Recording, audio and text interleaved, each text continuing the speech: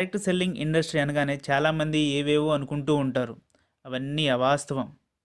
దీన్ని జనరల్గా కొంతమంది ప్రత్యక్ష విక్రయాలు అంటారు. మరి కొంతమంది ఇది ఒక రిటైల్ ఛానల్ అని అంటారు.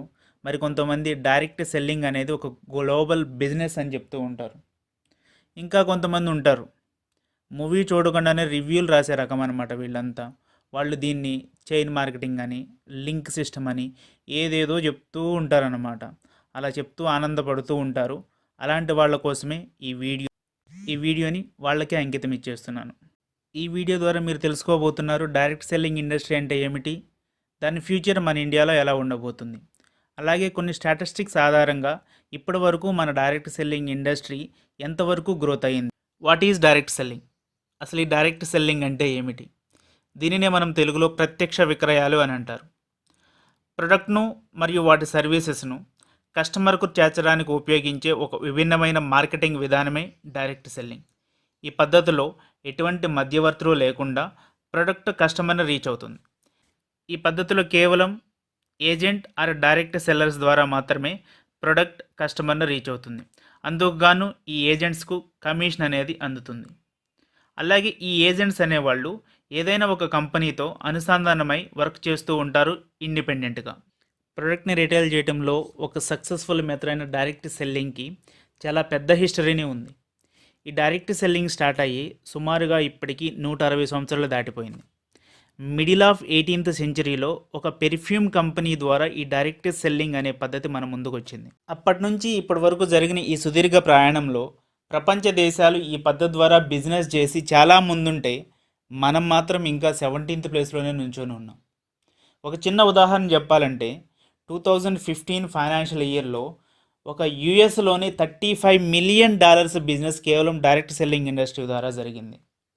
అలాగే రీసెంట్గా వచ్చిన రిపోర్ట్స్ ప్రకారం యుఎస్ అండ్ చైనా పోటాపోటీగా డైరెక్ట్ సెల్లింగ్ ఇండస్ట్రీలో బిజినెస్ చేస్తూ రెండు దేశాలు ఫస్ట్ ప్లేస్లో నుంచొని ఉన్నాయి. బట్ ఇంకా మనం ఆ 17th ప్లేస్లో కంటిన్యూ అవుతూనే ఉన్నాం.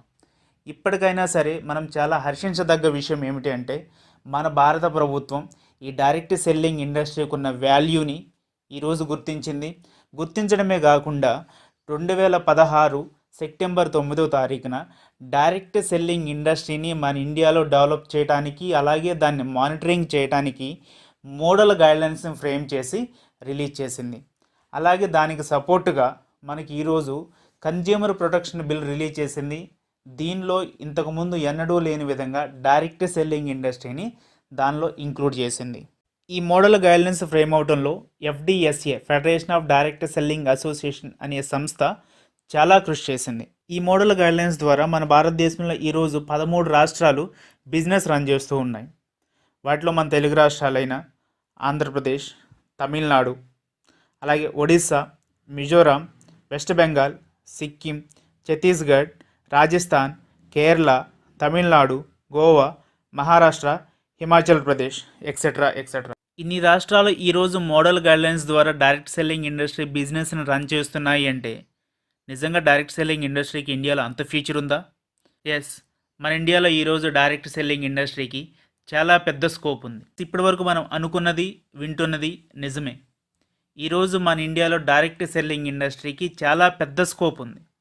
అది ఎలా చెప్పగలమంటే దీనికోసం ఒక్క 4 సంవత్సరాలు వెనక్కి వెళ్ళి మాట్లాడుకుందాం. 2015 సంవత్సరంలో ఫిక్కీ అండ్ కేపీఎంజీ అనే సంస్థలు ఒక యాన్యువల్ రిపోర్ట్ను రిలీజ్ చేశాయి. ఈ రిపోర్ట్ ప్రకారము డైరెక్ట్ సెల్లింగ్ ఇండస్ట్రీలో 17th ప్లేస్లో ఉన్న మనము 2025 కల్లా 64,500 కోట్ల టర్నోవర్ చేయబోతున్నాం. అలాగే ఈ డైరెక్ట్ సెల్లింగ్ ఇండస్ట్రీ ద్వారా 18 మిలియన్ పీపుల్కి మనం ఎంప్లాయ్మెంట్ అనేది క్రియేట్ చేయగలుగుతున్నాం.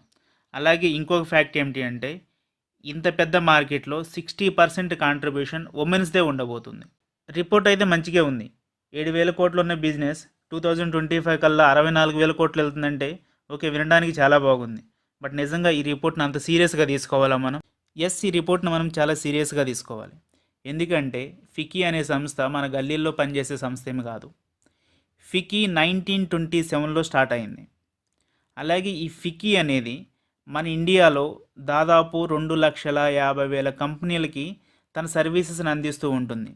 అలాగే ఇది ఎవ్రీ ఇయర్ మన ఇండియాలో జరగబోయే క్రయ విక్రయాల మీద అంటే అమ్మకాలు కొనుగోలు మీద సర్వే చేస్తూ ఉంటుంది. ఇంత మంచి ఫ్యూచర్ ఉన్న డైరెక్ట్ సెల్లింగ్లో వర్క్ చేస్తే మనకొచ్చే లాభం ఏంది? దీనిలో పనిచేయడం వల్ల చాలా తక్కువ పెట్టుబడితోనే ఒక ఇండిపెండెంట్ బిజినెస్ అనేది స్టార్ట్ చేయవచ్చు. అలాగే ఎంప్లాయ్మెంట్ని క్రియేట్ చేయవచ్చు. దీనిలో పనిచేయడం వల్ల ఎలాంటి రిస్క్ అనేది మనకు ఉండదు. పెర్ఫార్మెన్స్డ్ బేస్డ్ ఇన్కమ్ మాత్రమే వస్తుంది మనకు. మంచి పర్సనాలిటీ డెవలప్మెంట్, వ్యక్తిగత ఎదుగుదల అనేది మనకు సాధ్యమవుతుంది. అలాగే క్వాలిటీ ఆఫ్ ప్రొడక్ట్ అనేది కేవలం డైరెక్ట్ సెల్లింగ్ ఇండస్ట్రీ ద్వారా మాత్రమే సాధ్యమవుతుంది. చేసే పనిలో మనకు ఇండిపెండెన్స్ అనేది లభిస్తుంది. ఇట్లా చెప్పుకుంటూ పోతే మనకు చాలా యూజెస్ అనేవి డైరెక్ట్ సెల్లింగ్ ఇండస్ట్రీ ద్వారా మనకు వస్తాయి. డైరెక్ట్ సెల్లింగ్ ఇండస్ట్రీ గురించి ఈరోజు ఒక్క మాటలో చెప్పాలి అంటే, భారతదేశ భావి తరాల తలరాతలను మార్చే శక్తి ఉన్న విప్లవాత్మకమైన ఇండస్ట్రీ ఏదైనా ఉంది అంటే అది కేవలం డైరెక్ట్ సెల్లింగ్ ఇండస్ట్రీ మాత్రమే. Indian direct selling industry statistics ఒకసారి చూద్దాం. IDSA, Indian direct Selling association, ఇది ఒక అటానమస్ బాడీ. ఈ సంస్థ మన ఇండియన్ డైరెక్ట్ సెల్లింగ్ ఇండస్ట్రీని రెగ్యులేట్ చేస్తూ ఎవ్రీ ఫైనాన్షియల్ ఇయర్కి ఒక యాన్యువల్ రిపోర్ట్ను రిలీజ్ చేస్తుంది. ఇందులో భాగంగా 2018-19 ఫైనాన్షియల్ ఇయర్కి గాను ఒక యాన్యువల్ రిపోర్ట్ను రిలీజ్ చేసింది. ఈ రిపోర్ట్ ప్రకారం మన Indian direct selling compound annual growth CAGR అంటారు, ఇది 16%కు చేరుకుంది. అలాగే ఈ రిపోర్ట్ ప్రకారం 2015-16 ఫైనాన్షియల్ ఇయర్లో 8,308 crores ఉన్న బిజినెస్ 2018-19 ఫైనాన్షియల్ ఇయర్ కంప్లీట్ అయ్యే వరకు 13,080 crores చేరుకుంది. అలాగే మన తెలుగు రాష్ట్రాలు కూడా డైరెక్ట్ సెల్లింగ్లో మంచి గ్రోత్ని సంపాదించాయి. ఈ రిపోర్ట్ ప్రకారం Maharashtra state 13% business షేర్తో south region నుంచి ఫస్ట్ ప్లేస్లో ఉండగా, మన తెలుగు రాష్ట్రం తెలంగాణ 12% బిజినెస్ షేర్తో థర్డ్ ప్లేస్ సంపాదించింది. అలాగే ఆంధ్రప్రదేశ్ నుంచి 10% షేర్, అలాగే నార్త్ రీజియన్ నుంచి 27% highest business share, west region నుంచి 25% బిజినెస్ షేర్ మనకుంది.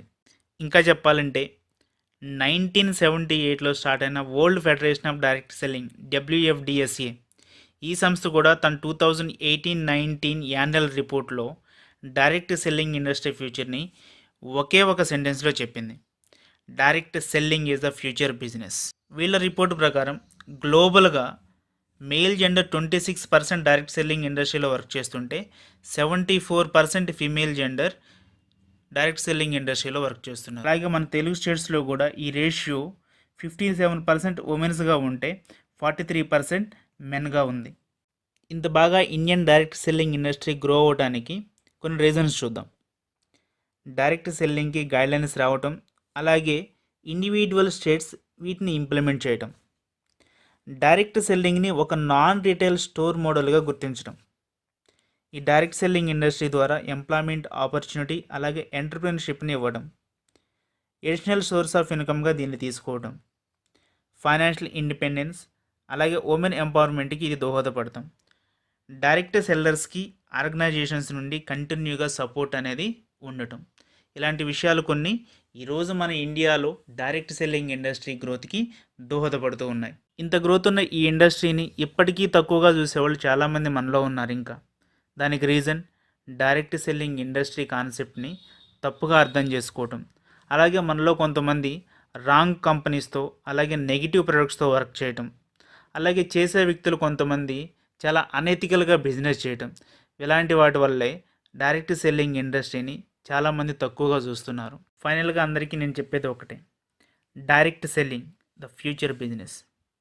ఇది మనందరి బిజినెస్, ప్రతి ఒక్కరి ఇండిపెండెంట్ బిజినెస్. ఈరోజు ఈ బిజినెస్ని మనం మంచిగా చేద్దాం, మన భావితరాలకు బాటలు వేద్దాం. Thank you all the best. ఈ ఇన్ఫర్మేషన్ మీకు నచ్చినట్లయితే లైక్ చేయండి, షేర్ చేయండి, అలాగే ఈ ఛానల్ని సబ్స్క్రైబ్ చేయండి. మళ్ళీ కలుద్దాం నెక్స్ట్ వీడియోలో.